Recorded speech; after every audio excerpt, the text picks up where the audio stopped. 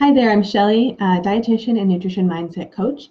And today I wanted to tell you a little bit about some strategies of how to respond when somebody comments about your food or your body.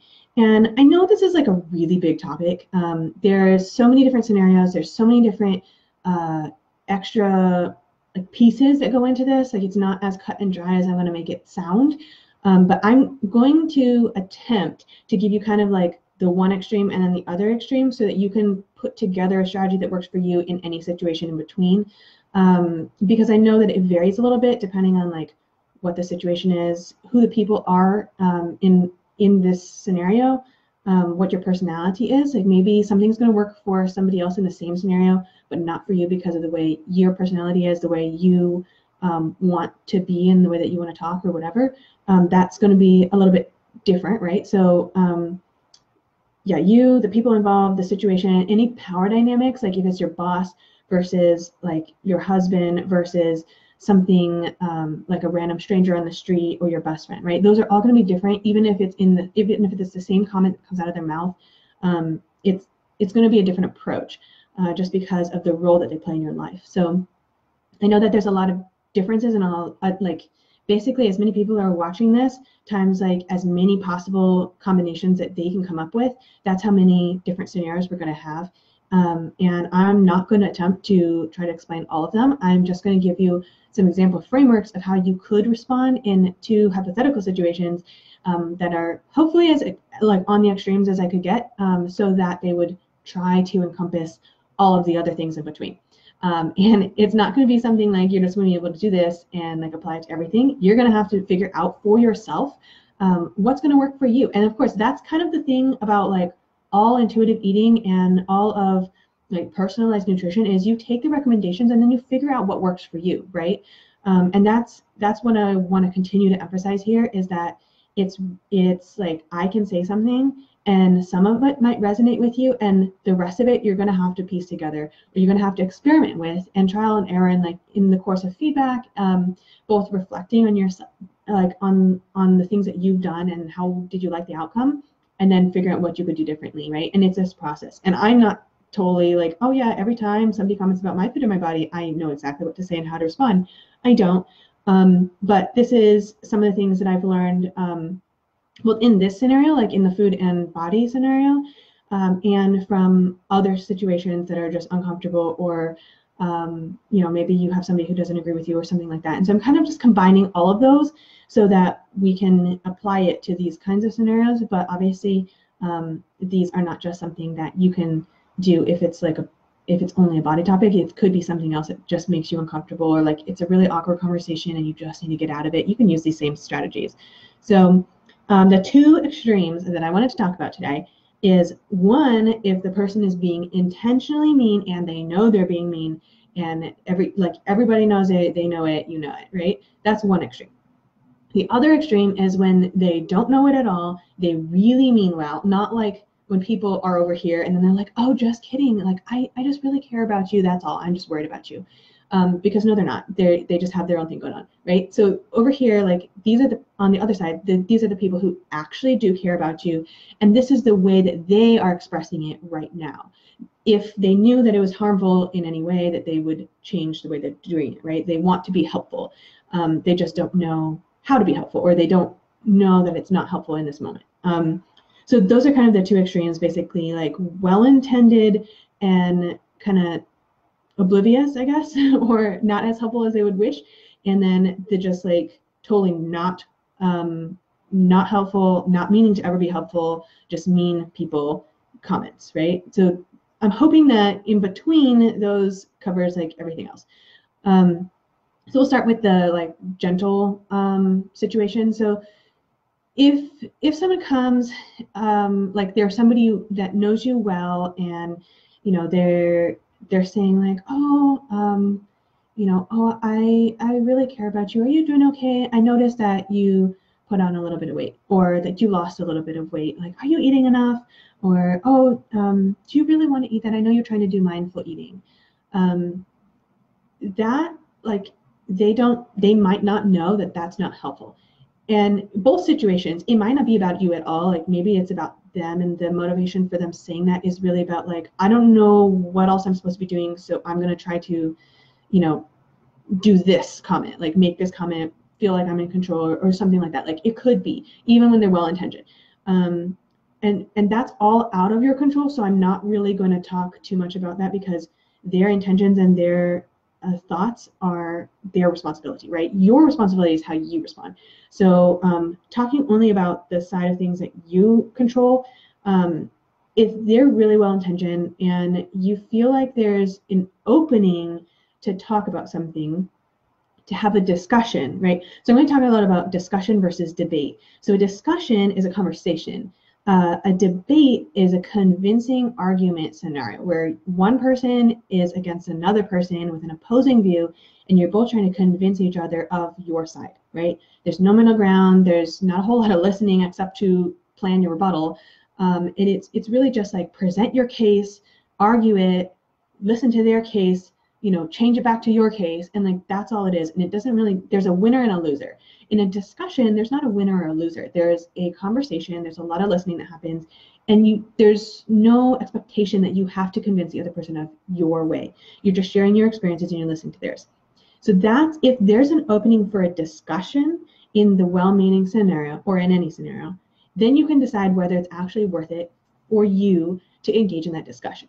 Because maybe you're like, it's at the end of a long holiday season and you are, you know, so tired and so overwhelmed with everything that's gone on, and you've had like 300 people commenting about your weight and your eating habits, and this is just like, you know, oh, little Aunt Susie is commenting about this thing, one more thing, and she actually means well, and you know she means well, but you're not in that place where you're going to be able to educate, or you're going to be able to calmly and politely discuss, or even say like, you know what, that wasn't very helpful, can we talk about something else, or like even any of that. Like you can just be like, I'm so glad you care about me, and then move on, right? And you just agree with the thing that you can agree with, the common ground, because in that scenario you probably have more common ground than not common ground.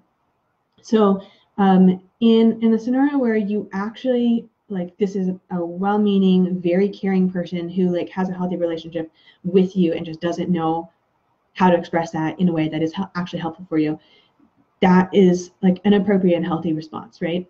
There could be a lot of other responses. I just wanted to put that out there as an example. So it could be that you just share like, oh, thank you for caring about me. And you just thank them for the thing. It makes them feel heard. It identifies the true thing that they wanted to do, right? You're not arguing or even addressing the other part of it. If they keep bringing it up, then you might want to do something about that. But if it's just like, you know, one and done kind of thing, like, oh, you know, I'm just going to respond nicely, you know, in the same way that you're responding, and we just move on with our lives, that can be really helpful, right? It makes you feel better. You can ignore the rest of the comment. You can just say, hey, I really appreciate that you cared about me. I see this as how you're showing it. And for me, when I do that, it really helps me remember that they do care, and to like put the emphasis on that and to thank them for that. And I find that gratitude, right? Like when you're paying attention to the things that are good, a lot of the other things kind of fall away, right? Like they lose some of their importance. I guess they're not like, it's not that they just disappeared. She said it, it can't be taken back. But it's not as strong, like it loses some of that power. On the other hand, if you wanted to educate, like you had the energy or you felt like it would be a good opportunity, and again, in a discussion setting, not in like, oh, she means so well and she's caring, and then I'm going to just attack her with this thing. That's not okay. Sometimes it will come out like that. We're not perfect, but in general, try to respond in a way that is really the best you responding, and in a way that the future best you will look back on and be like, oh, I still would do that the same way, right? So it's, you don't want to like claws out, right, attack her for doing this thing. If she's not like, again, people are mixed, right? Typically it's not like purely one thing. So we're going with the extremes, and obviously you might want to mix in a little bit of, you know, a more pointed statement if it's less that far. education can happen even when the person means well and has no idea what's going on. It might be still good to call it out, but gently, because they did not mean it to be this way. They're not looking for a confrontation. You're not looking for a confrontation. You just want to move on in a healthier way moving forward. So you could just say something like, oh, I really care about what I'm really thankful that you care about me. And I appreciate that you're trying to help. Actually, it would be even more helpful if you, and then fill in the blanks. And then that gives them something else to do, some healthier way of expressing their care or their love or their concern for you and for your health and that kind of thing. Like, oh, I would actually, maybe they're asking you about your weight, or maybe they're saying, do you really want to eat this thing? And you say something like, I'm so glad you care about me. It's so nice that you listened when I said that comment about mindful eating. And actually, mindfulness has really helped me in another way. Like, you can start changing the subject with something else that you want to talk about. Or say something like, or what would be more helpful is if you actually followed up with me about how I'm doing on the job application, because I'm really looking for a new job, or something like that. Something else to give them to hold on to and to care about you, to show their care. On the other hand, if they're just the other end of the extreme, where they're mean and they know they're mean, they're being intentionally mean, you can call it out. That is totally an option. The issue with this is sometimes it becomes a debate. Sometimes that's exactly what they're looking for. They're looking for this power struggle, right? They want to get under your skin. They want to have a reaction. And so even if you have the right to stand up for yourself, because you always have the right to stand up for yourself, even if you do have that right to stand up for yourself, you might choose to make a different choice to protect yourself from further harm, right? So it is not always beneficial to call out in that moment behavior that is bad. And that could be controversial. There's a lot of people who feel like bad behavior should always be called out all the time, exactly when it happens. But I think that in a lot of like real world scenarios, when it's somebody who's just plain being mean and they want to get under your skin, reacting emotionally can sometimes aggravate the situation. You can call it out without reacting. Like, you can calmly say, that's not okay. You can set your boundary and you can enforce your boundary without feeling like you have to be engaging in that debate or that fight, right? Because sometimes you don't want to engage in that power struggle. And I want to say again, like, you don't want to sink down to that level of insults back, even when you're calling out, even when you're being really blunt and upfront and like really out there with your calling out. You don't want to sink to their level and just start insulting them back, or like saying how they're so stupid about thinking that this really matters or whatever. Like, don't do that. You can, in the middle scenarios, you can maybe say something teasingly back, like depending on the situation. Like, say it's Uncle so-and-so who just like really feels like this is a funny thing to say, and he'll make some comment, and then you can comment back on saying, wow, your life must be really boring if this is the most interesting thing we have to talk about. If that's going to go over well. If it's going to go over as an insult, then don't say it, right? Like, you want to be aware of those situations so you're not escalating, so you're not causing more harm to other people, because that's what's happening to you, and you don't want to just push that back on other people. You want to treat people the way that you want to be treated. If you're expecting to be treated with kindness, then I would hope that you're sending that back to other people, right? That you are treating them nicely. But if this person, like on the extreme, going back to the extreme, if this person is just being really rude, and you know they're rude, they know they're rude, you don't have to engage, you can walk away, and that is not a rude behavior in that moment.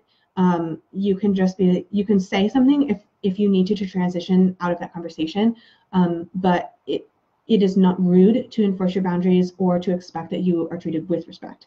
And so in those cases, like, I tend to not engage and just try to leave the situation, because I don't want to give them any more power by continuing to further this argument. And like, I know it's just, another one loaded up waiting behind that one if I trigger it, right? So like I'm just gonna not even play that game. And so like in general, like in either the two extremes, I want you to remember you have the choice. You have the choice to eat whatever you want, to be in the body that you're in currently and in your future body, whatever that looks like, whether it's higher or lower or smaller or bigger or whatever, that there are going to be times when this hurts. And it's not saying like any of these things are going to make it hurt less. Mean comments, whether they're well-intentioned or not, they're going to hurt. And sometimes that's going to be really hard. And sometimes you can just say like, hey, that hurt, that was mean, that was rude, whatever. It depends on your relationship, right? And sometimes you're going to have to deal with the emotions that come up in a separate scenario because that's not going to be the appropriate place. It doesn't mean that the emotions are bad.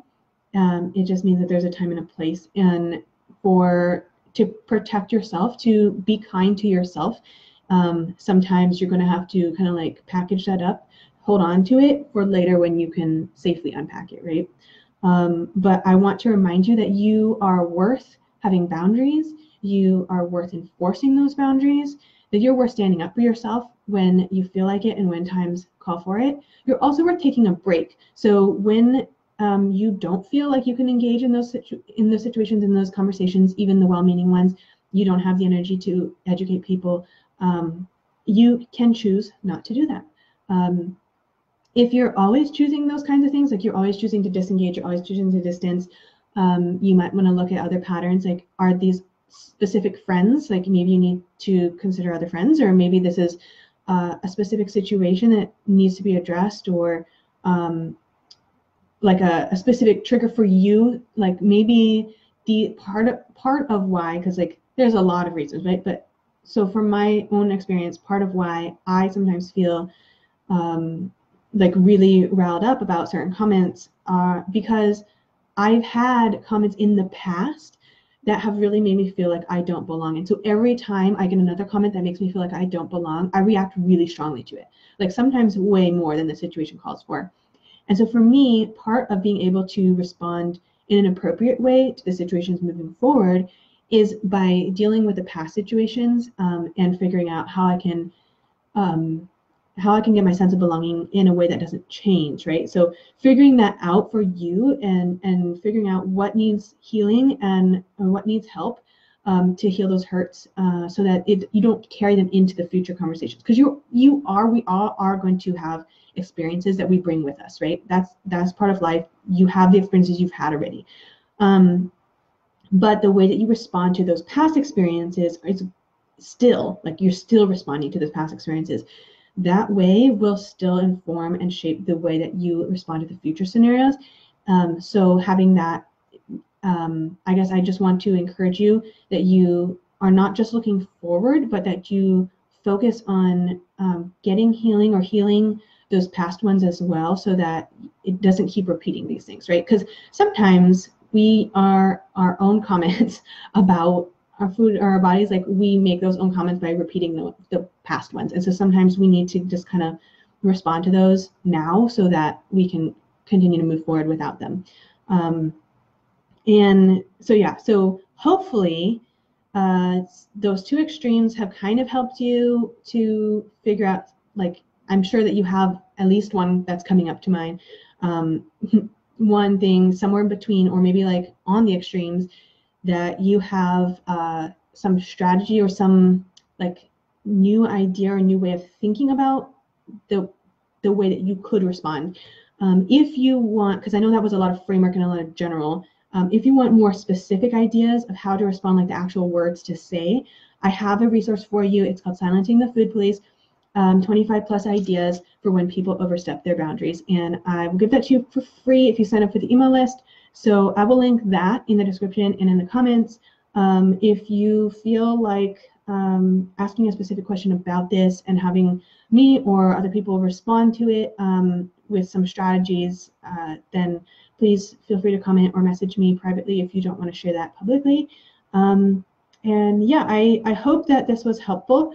I'm going to try to do another video again next week for you on a related topic, so stay tuned for that, and be sure to check out that resource, Silencing the Food Police. I will be back next week, and I hope that you are living a life fully and freely. See you later. Bye.